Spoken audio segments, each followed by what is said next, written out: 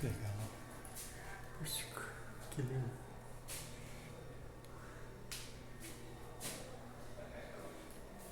Não tem ninguém aqui.